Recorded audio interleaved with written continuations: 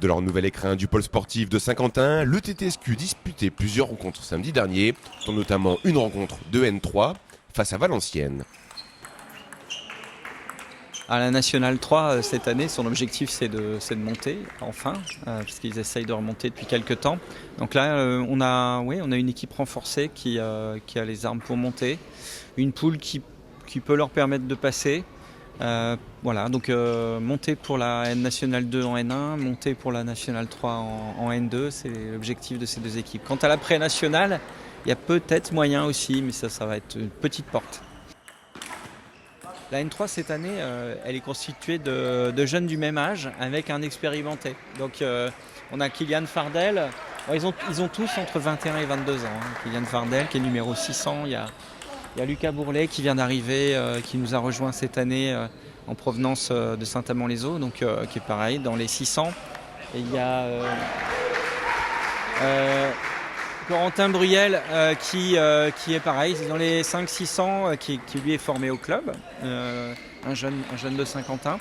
Et puis on a pour finir Théo Ducrot qui est pareil, qui est une nouvelle recrue. Alors lui c'est un espoir cadet français, donc il est dans le top 5 français cadet, un très très bon jeune qui vient de l'Oise et qui nous a rejoint cette année. Donc voilà, toujours des jeunes de la région Hauts-de-France qui rejoignent Saint-Quentin. C'est un peu ça a toujours été l'objectif, avoir des belles équipes à Saint-Quentin qui donnent une chance à tous les jeunes de la région. Voilà, coaché par Marc Closset. Alors Marc Closset nous a rejoint aussi cette année. C'est un expérimenté, ancien DTN de la Belgique, ancien coach de l'équipe de Belgique.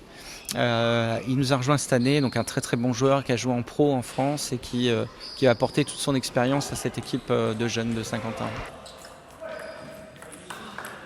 Aujourd'hui, c'est à notre portée Prénat et N3, ces deux équipes. Et puis bon, voilà, nos équipes en déplacement, la N1 féminine a un beau match à jouer et à Fontenay. Et puis on a également la Nationale 2 garçons qui est partie à Mers-le-Tréport. Chaque équipe qui vient ici nous rejoindre, c'est waouh, la salle, incroyable, j'ai jamais vu ça. Donc on est très contents. On est encore un petit peu comme des gamins qui découvrent un nouveau jouet. Et ouais, il nous plaît bien ce jouet. Carton plein pour Saint-Quentin ce week-end qui l'emporte au N3 à domicile, mais également à l'extérieur pour les équipes de N1 et de N2. Bravo à eux.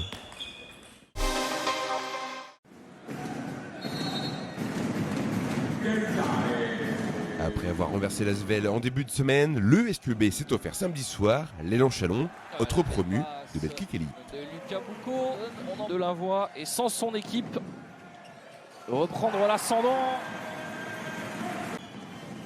Dirk Williams, Antoine Eito, le deuxième de l'Euroleague masculine et féminine. Squeak, c'est l'intégralité du basket français européen. C'est où un Chalon retrouvé dans ses premières minutes du troisième quart. À part dans ses premières minutes, Savo Vucevic qui avait fait le choix de jouer petit, rapide et qui avait beaucoup fait confiance à Godou et à Kenny Baptiste. Et là, le premier tir pour remettre le feu à Pierre Ratt qui fait le dos rond. Et qui fait le dos rond, mais Nate Johnson, lui, veut encore appuyer sur la tête des Chalonnais. Son capitaine de navire et capitaine de montée, qui avait réalisé une finale absolument incroyable face à Chalon-Champagne. Mais là, ça se corse. Antoine Eito qui préfère ne pas faire la faute. On va laisser le chrono défiler. Chalon s'incline. Tiger Campbell va pouvoir saluer. Bon, c'est une très belle semaine pour nous. 2 victoires de suite à domicile, c'est excellent parce qu'en plus, vous le savez, on a fait une prestation de très grande qualité mardi, donc c'était le piège. C'était de croire que, on revient sur le terrain et on va faire la même chose. C'est pas... Et évidemment, ça a été un match beaucoup plus difficile, c'était sûr. Et en premier quart-temps et même toute la première mi-temps, Chalon a joué avec les qualités qui font leur succès depuis le début de saison, le tir à 3 points, et en plus ils ont rajouté beaucoup de rebonds offensifs. Donc à la mi-temps, on avait laissé 10 rebonds offensifs et ils avaient shooté à 7 sur 14 à 3 points. Et au retour des vestiaires, on a su imposer notre rythme, imposer notre défense. Et ça a complètement changé le match puisqu'ils ne prennent plus que 3 rebonds offensifs et ils font 1 sur 11 à 3 points. C'était la clé du match, de tenir leurs arrières. Ça a été très bien fait. Il y a des garçons qu'il fallait tenir et ça a été, notamment en deuxième mi-temps, c'est du très bon boulot défensif de la part de toute l'équipe. Ils sont tous à féliciter. Mention spéciale à MJ Walker qui s'est blessé contre Villeurbanne et qui a vraiment fait le maximum. Donc merci au staff médical et à Eric aussi pour la remise sur pied pour IMG parce que les 12 minutes et quelques qu'il a apportées ce soir sont importantes pour l'ensemble. Et ça montre l'état d'esprit des joueurs et du groupe. Donc c'est une très bonne nouvelle. On n'a pas changé grand-chose. On a redonné les consignes, mais voilà, sur tous les démarquages, sur tous les écrans, on arrivait en retard. Donc il fallait arrêter de courir après les joueurs et au contraire combattre les écrans, arriver en même temps que le ballon. Et quand vous changez les timings et les spacings surtout, quand le joueur, au lieu de recevoir la balle derrière 3 points, il la reçoit 1 mètre plus loin, vous changez tout. Et c'est ça qui a fait beaucoup de différence. Et après, vraiment, deuxième mi-temps, je suis très heureux de l'intelligence des joueurs sur les choix qu'on avait proposés. Voilà, je ne vais pas entrer dans les détails, mais là j'ai apprécié. Parce que, ils voient que non seulement ils écoutent, mais ils comprennent parce qu'ils voient que les choses ont un sens. Et ils sont récompensés. Le public, il est exceptionnel. Donc, il a poussé. Ce soir, en plus, on a été en difficulté. Il a continué de pousser. Et il a été une nouvelle fois un 6e homme. Et j'espère que ce sera vraiment ça toute la saison, quel que soit le jour, l'heure. Et qu'on sera suivi, mais j'ai pas de doute.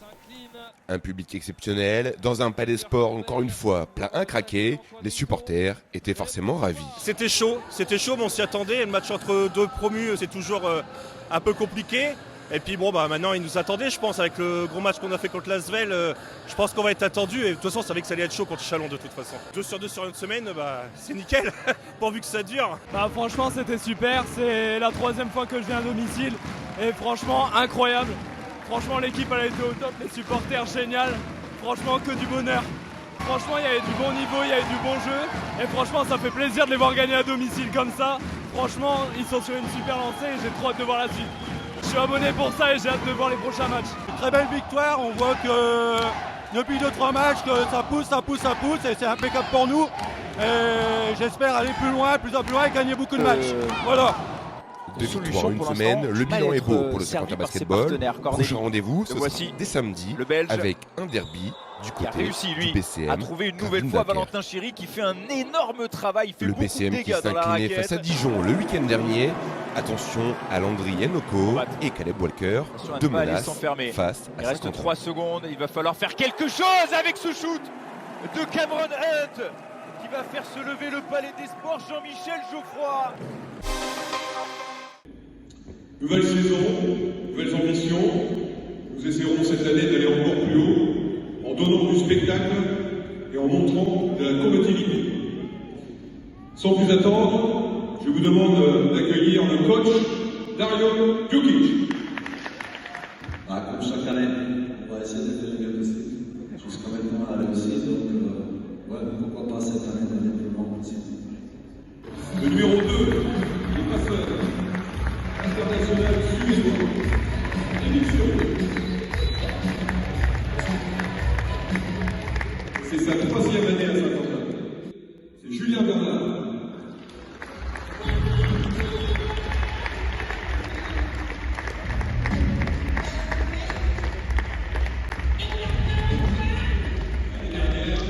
C'est le nouveau libéro, Sylvain Bénès.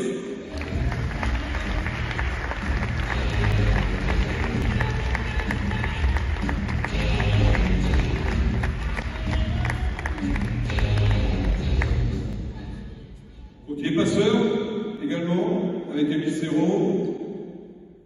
Il arrive tout droit du Monténégro. C'est Rajko Struga.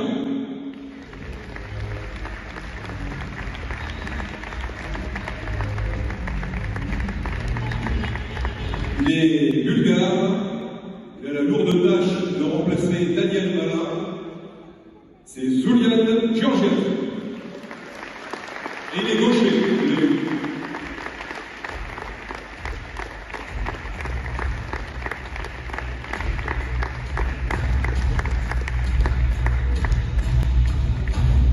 Bien, il reste 2 jeunes joueurs. Le numéro 9, réceptionneur attaquant, Ino Lukic. Un bloc pour lui, 50 mois. Bon. Il a un père qui est entraîneur et qui lui mène la ligue.